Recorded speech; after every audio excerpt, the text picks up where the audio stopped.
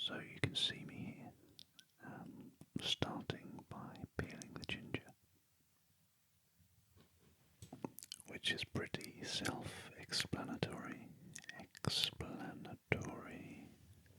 And then we move on to slicing the ginger. So if you can, try to get the slices nice and thin. So you need a sharp knife or a serrated knife. And you can see here I'm just kind of missing the odd stroke just because I'm trying to slice it nice and thinly. Just be careful with those fingers.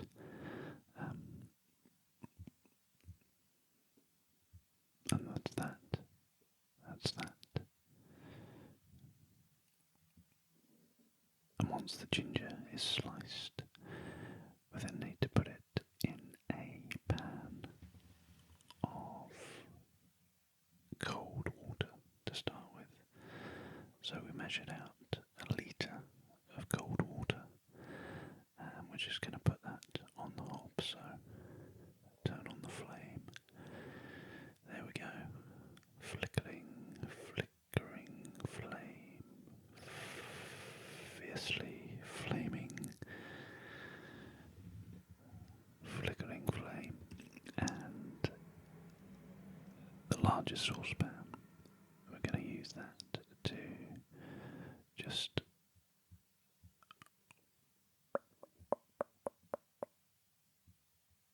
not boil the chicken, poach the chicken, but we're going to boil up the ginger first, just to flavour the water. So we pour the water in to the pan and then straight in with the sliced ginger. This is all, as I say, as you're watching this, quite self-explanatory. You almost don't need me to talk you through it, but then if you're listening to the audio and not watching the visuals, then you're not hearing anything. So I do need to keep talking, almost as if there aren't any visuals, to try and explain the steps. And on with the lid, and just turn up the heat. I've actually moved the pan to the front hob here just because it was a bit easier to film, and you can see the steam coming up there. And we're just going to bring that cold pan of water to the boil with the ginger in it, just to flavour that water. And there we go, it's bubbling up there. And once you've got it to that stage, you can then poach the chicken. So we've got 2 chicken breasts here. 2 chicken breasts.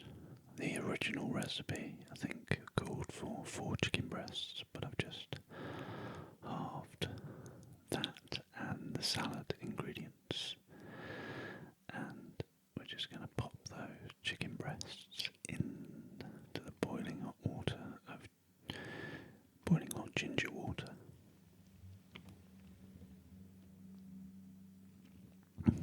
Anytime now. There's the first one. And there's the second. And as I said in the introductory video, if you don't want to use chicken or meat, then you'll obviously want to prepare your alternative meat alternative, with some kind of ginger water or ginger flavouring. Not quite sure. The best way you do this may be something like Satan. I've been trying to research good alternatives, so Satan or jackfruit, which is supposed to have kind of a pulled pork texture. We've got Satan, which is the gluten of bread flour. I'm not going to go through how you process this now, but the finished Satan kind of resembles a chicken texture, shredded chicken, which is how the finished poached chicken is going to be presented here at the end. So there we go. We've put the chicken in, and I've rambled too much there, and you've missed what I've done. Basically, I just timed it for 5 minutes and boiled the chicken, poached the chicken in the ginger water for 5 minutes,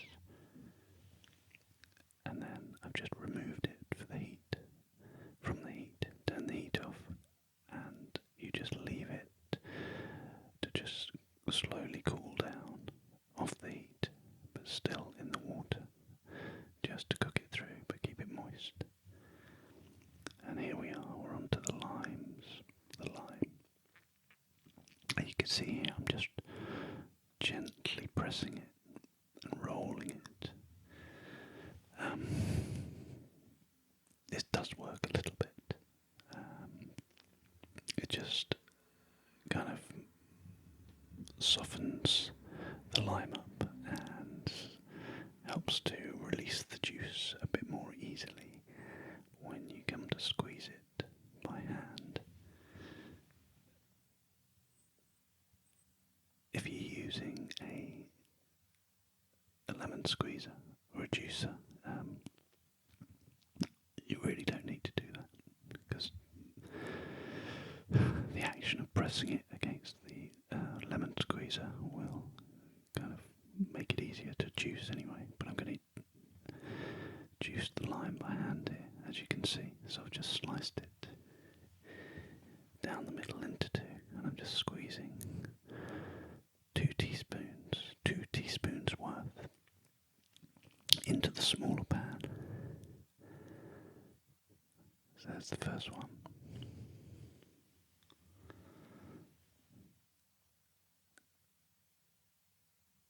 And just using the second half of lime there, as you can see, look at this, the juice is coming out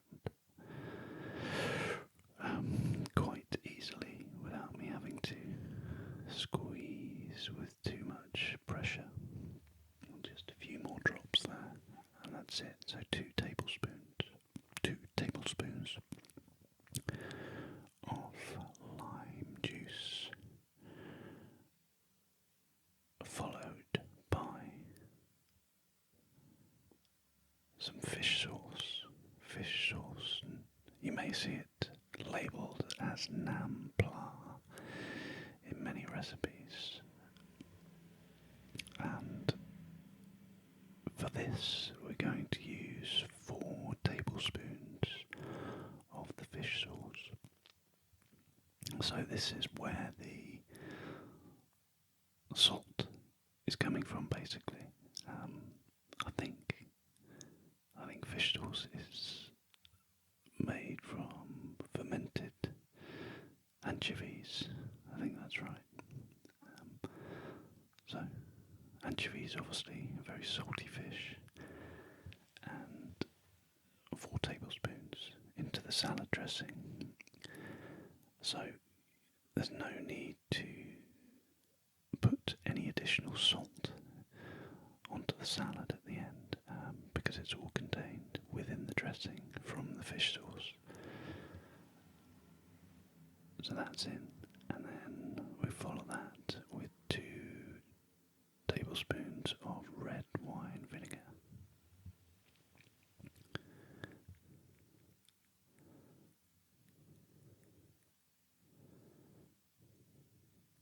And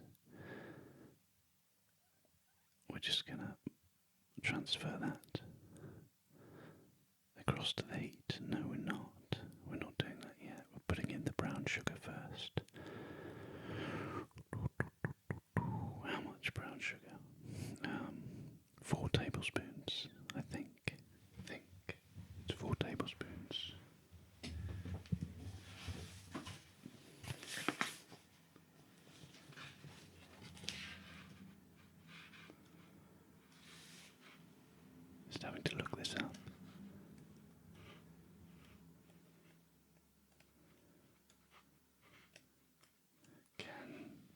can he find it in time before we move on to the next section?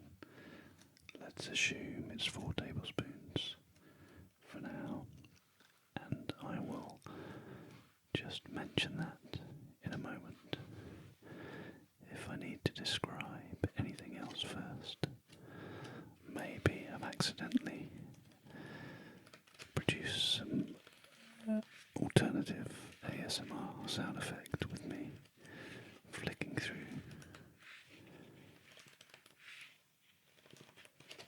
this book here.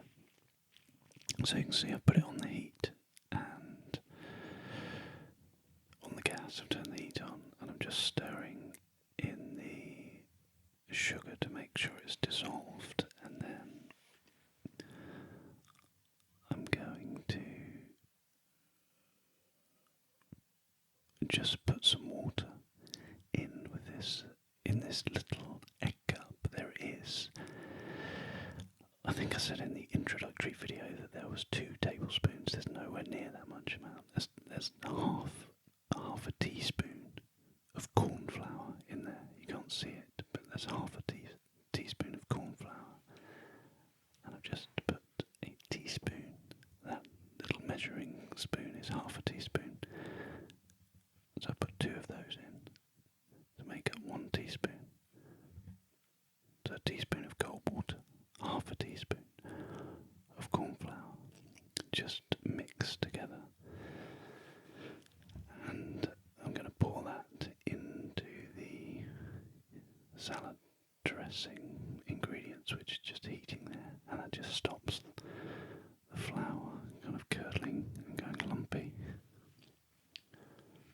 And you just stir the flour water mixture in with the other salad dressing ingredients, and then we're just going to gently bring that up to a boil.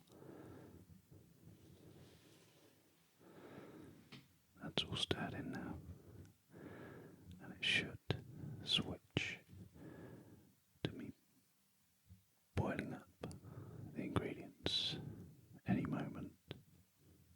Any moment now.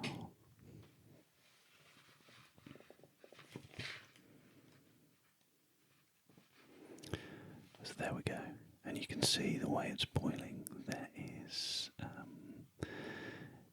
it just looks like boiling kind of caramel or sugar syrup,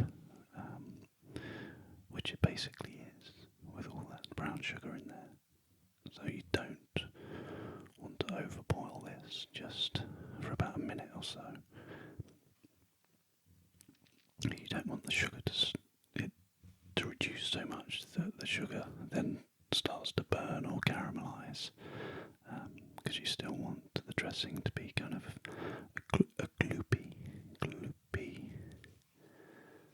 mixture.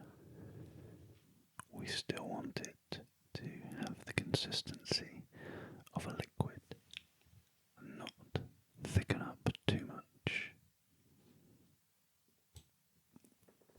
Incidentally, I have now found out the sugar measurements, and it was 2 tablespoons, not 4, 2 tablespoons of brown sugar. So that liquid's been heated now for about a minute, for about 1 minute, and we take it off the heat, turn the heat off, and as with the chicken, we just leave this salad dressing just to cool there whilst we prep some more ingredients. So you can see,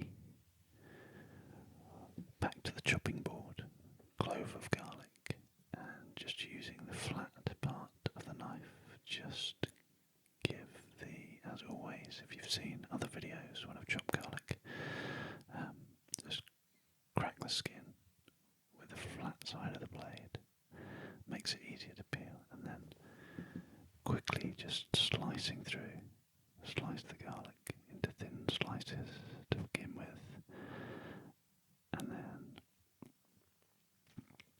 I'm just going to rock the knife back and forth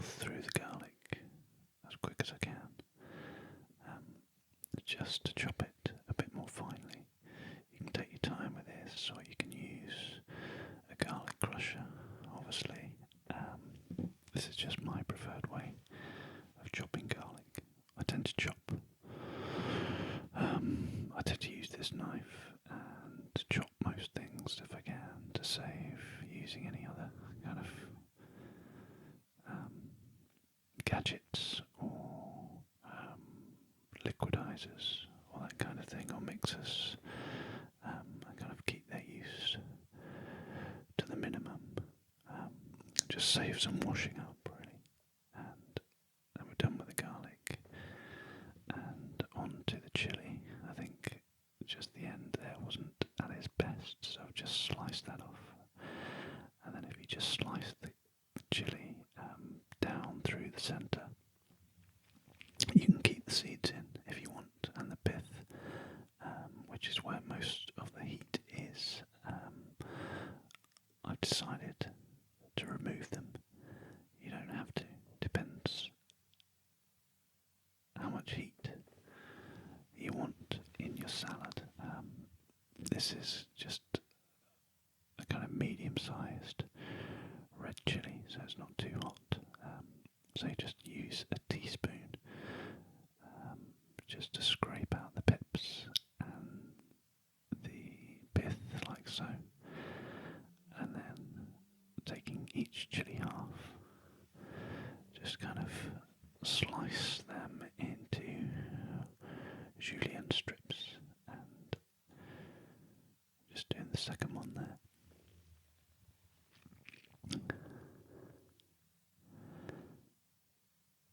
And then once that's completed, we're just gonna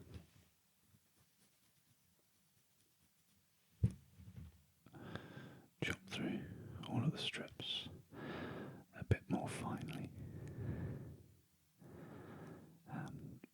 just because it's going to be mixed throughout the whole salad. So we kind of want the chilli to be as finely as possible, so it's nicely dispersed throughout the salad. It's up to you. If you want larger chunks of chilli in your salad, by all means, just chop the chilli slightly differently into bigger chunks. I'm just choosing to chop through it nice and finely, and the garlic as well.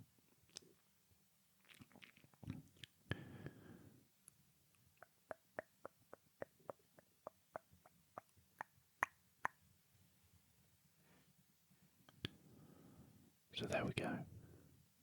Garlic chopped and chilli chopped quite finely. And the next step is, because the salad dressing is still cooling, we're not going to add those ingredients yet. We're actually going to toast the sesame seeds. So get the pan smoking hot, and I just tested it with my hand there, but you can see how hot it is with the smoke rising up. And then in with the sesame seeds, and they will colour so quickly when the pan is that hot. So work quickly here. So I'm grabbing the pan, shaking it quickly.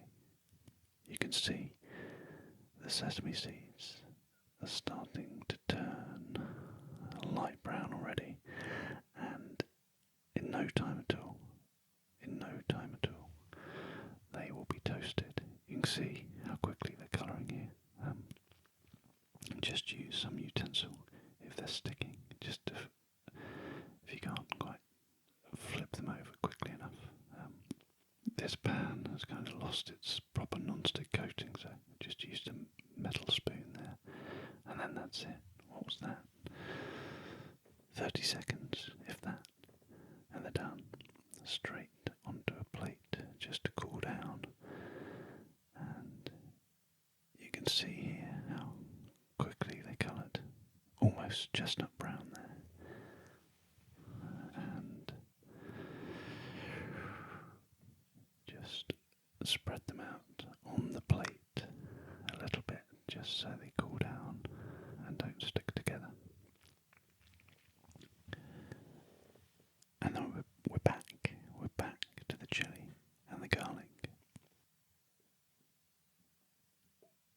By now the salad dressing has just cooled down a little bit, ready to mix in the chilli and garlic.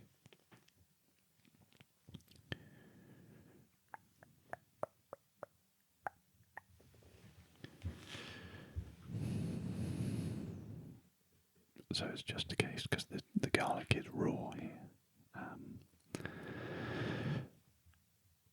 So it's just a case of making sure it's just stirred in so it's submerged into the dressing, and the vinegar and the warmth, the residual warmth of the dressing will just take the edge off of the raw garlic. So it's not going to be cooked and softened, but it will just take that kind of acrid flavour that you get if you have purely raw garlic. And that's that, the chilli and the garlic stirred into the salad dressing.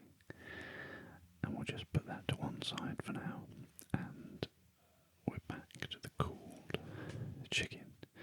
I mean, the water is still quite warm there, but as we take it out and begin to shred the chicken, it will cool down pretty quickly. But just leaving it in the water after poaching it for 5 minutes, just make sure that it cooks through but doesn't dry out.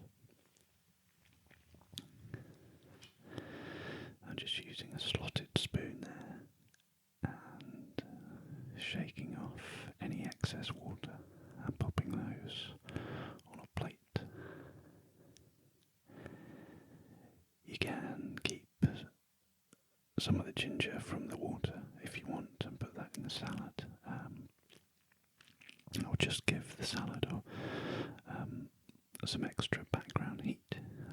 I think I have done that before. I didn't do that today, but you can take the ginger out of the poaching liquid and just slice that into slices, smaller pieces, and mix it into the salad. It's just going to change kind of the heat and background flavour of the salad. So clean fingers here, and so you can use fingers or a couple of forks and just tear strips of the chicken like I'm doing here into kind of bite-sized chunks, or as thin and shredded as you wish. You can kind of see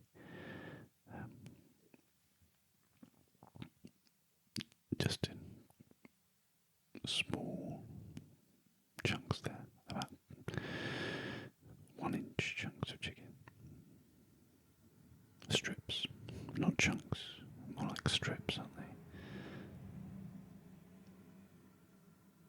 And this is where, if you're using some kind of meat substitute like seitan or jackfruit, you can obviously shred those up to resemble this shredded poached chicken here. And that's that. 2 chicken breasts poached and shredded by hand. And they were still quite warm when I was doing that, but once you shred them, they'll cool down pretty quickly when the meat is exposed, the flesh is exposed to the air for some time. And then in we come with I said it's half a cucumber. It's more like a third of the cucumber, and you just gently shred some strips of peel the skin of the cucumber. We're not shredding anything here, we're just peeling the skin very slowly and methodically there. You don't have to go that slowly. I think I'm just doing it see everything on the camera there.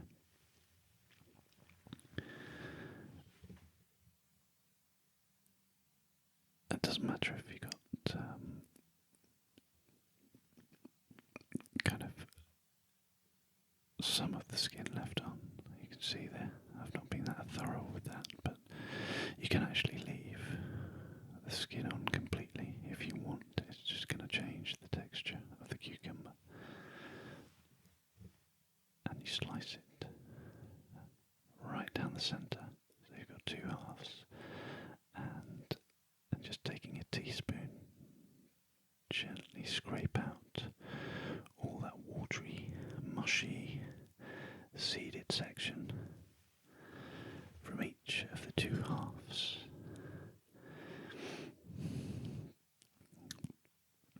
That kind of mush just ruins the texture of the salad. It just makes it too watery, really. So you always want to try and get rid of that when you're putting it in this type of salad. There we go. Scraped out, two hollowed halves of cucumber, which we now just need to slice up into kind of thin strips.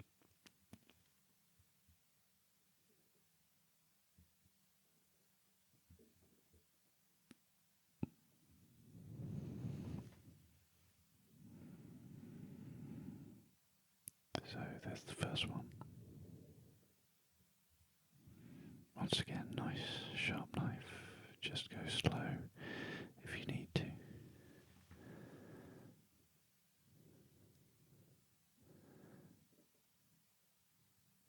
And we're just slicing through. I've actually done a fast cut there to not bore you with too much slicing of cucumber. And that's that. So, cucumber sliced, and I think ingredients wise, oh no, we've got plenty left. Salad onions next, and then we're going to follow with the herbs, the salad leaves, which are coriander and mint. So just cut the sorry about that, just cut the roots off of the spring onions, and then just finely slice through.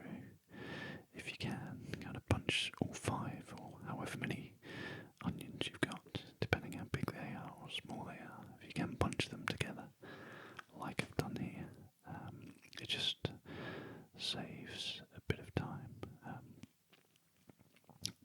But there's no rush unless you're in a restaurant cooking a Vietnamese chicken salad to order. You've got all the time in the world to just take your time and cook. If you're cooking at home, that's the whole point. You want to take your time and enjoy it. If you did want to get a sharp knife, which I would recommend, and follow that technique, it doesn't take that long to learn, and it's just a way of saving a bit of time when you're chopping, but it's not essential at all.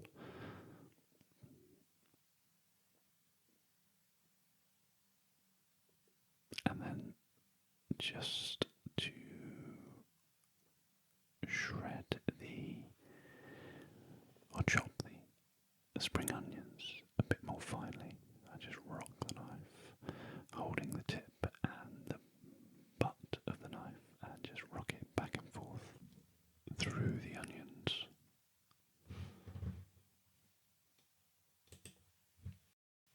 So next we move on with the salad or herb leaves, as you can see here, starting with the mint.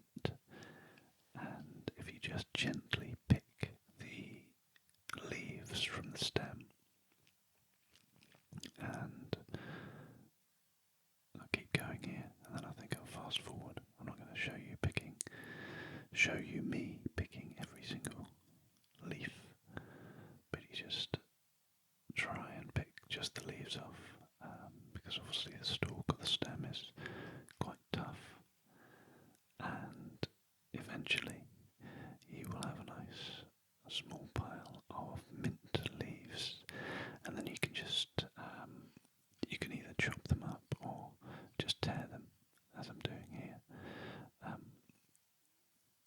There is some kind of snobbery around tearing delicate leaves like mint leaves or basil leaves. It really doesn't make much difference. If you want to go ahead and chop them, that's fine too.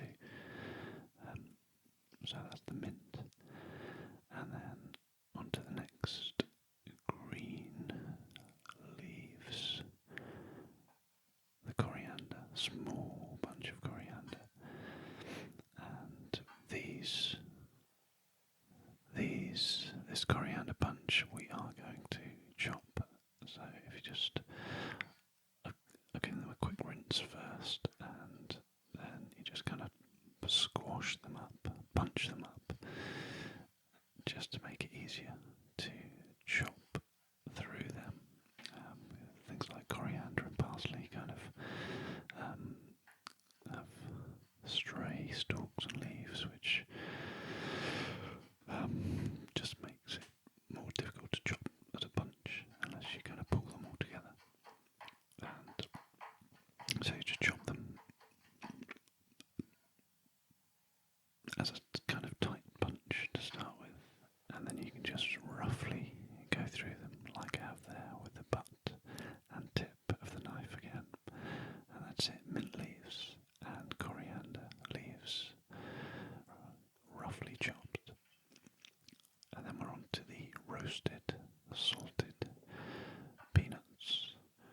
I think there's about 30 grams here, and once again, as with many of the ingredients, you can kind of whisk them up in a food processor if you want, just to quicken things up.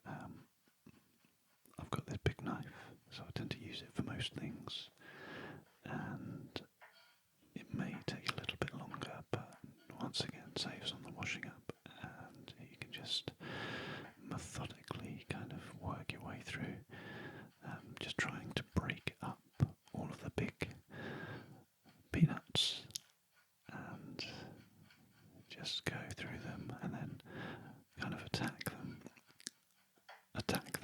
from several different angles, and holding the butt and tip of the knife again, just go back and forth through them several times.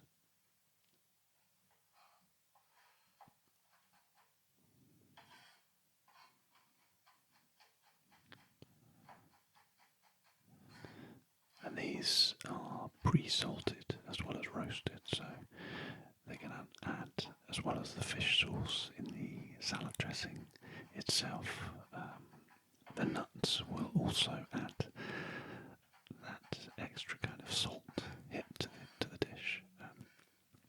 So if you were thinking at all about adding any additional salt, remember you've got the fish sauce and the salt from these nuts, so there really is no need for any more.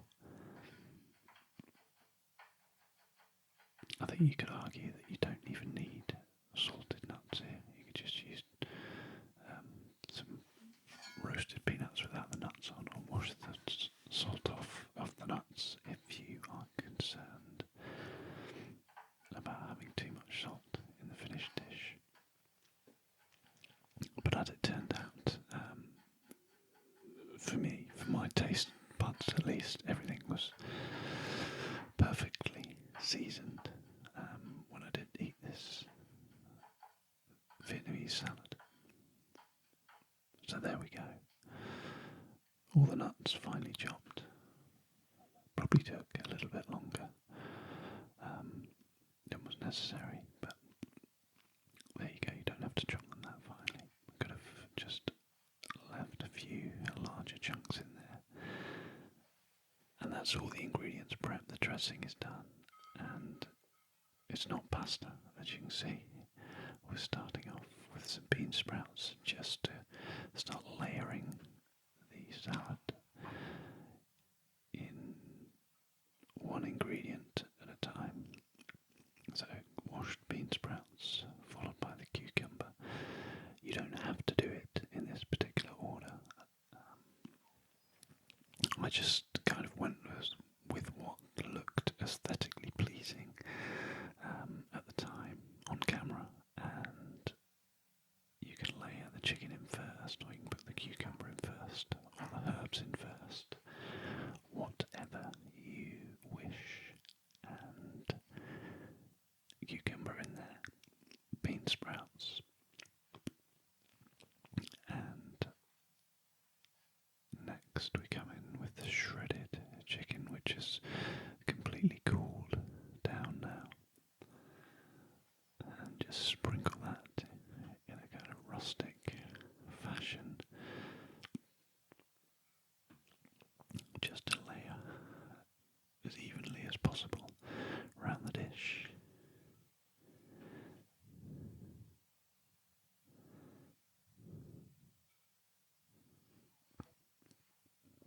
Or your meat protein substitute, like jackfruit or seitan here, if you are trying to make a vegetarian or vegan version of this salad. Then we sprinkle on the onions, the salad, spring onions. The alternative to layering it up like this, which I'm kind of doing for the camera, is to throw everything in as quickly as possible, and then you can just put a couple of forks or a couple of spoons through the whole dish and mix it all in, which is essentially what I'm going to do at the end anyway. So the layering up like this is certainly not a necessity at all. As with most foods, taste is the key, number one priority, and presentation to me is secondary. It obviously helps. I think the brain does work, that if you do present things to it in a certain way, with certain colours, in fact, you can kind of trick the brain into thinking things taste differently than they actually are. I'm sure they've done experiments where if you change the colour of a food and say it's something that is not, that people aren't expecting, it can actually affect the brain and slightly change the taste of the flavour of things. So presentation and colouring of food does matter to some extent. So as I've been rambling there about that nonsense, we have loaded the salad up with the coriander and the mint leaves and the toasted sesame seeds and a tiny, for anyone eagle-eyed people out there, a tiny little fly has just snuck in on one of the salad leaves there. I do have a basil leaf on the windowsill in the kitchen, and in the last few days there's just been tiny little fruit flies annoyingly buzzing around it, and anyway, that's one of them there has flown over from that, so I'm sure it's not going to hurt anyone, and yeah, I'm not too worried about that. I'm sorry if it puts anyone off the food. So we've layered all the ingredients, and now the salad dressing with the garlic and chilli mixed into it has cooled down nicely, and you just drizzle that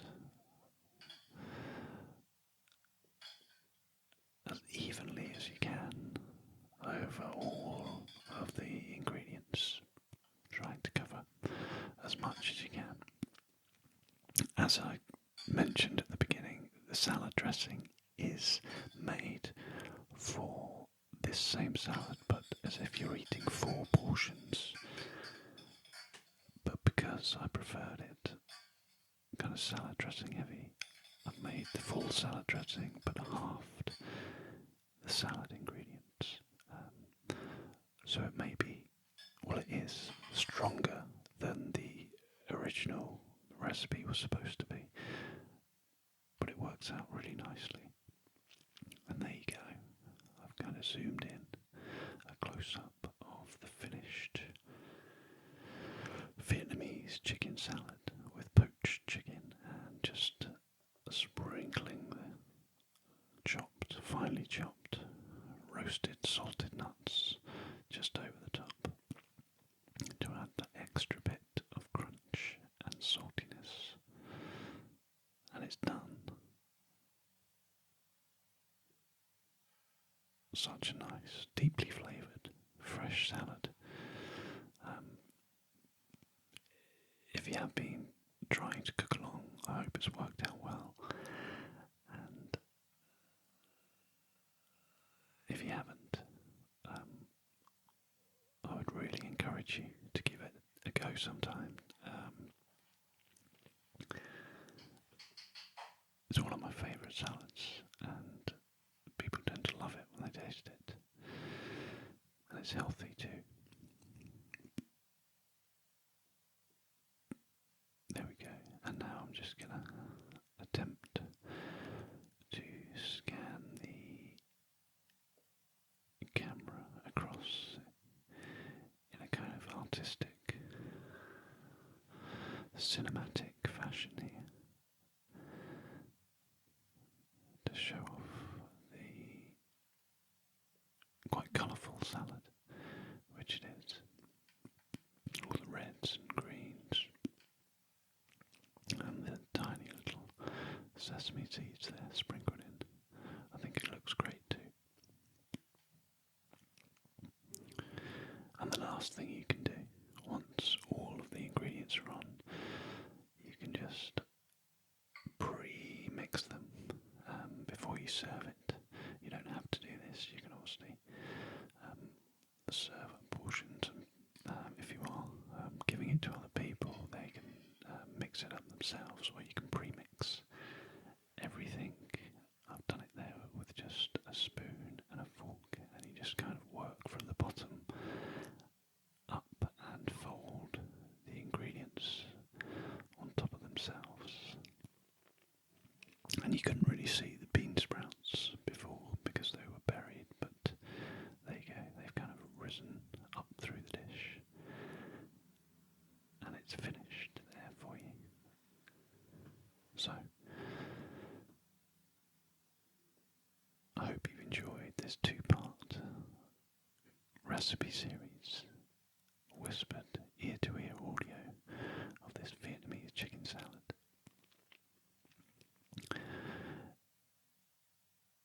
As always, on the Snoozy ASMR channel,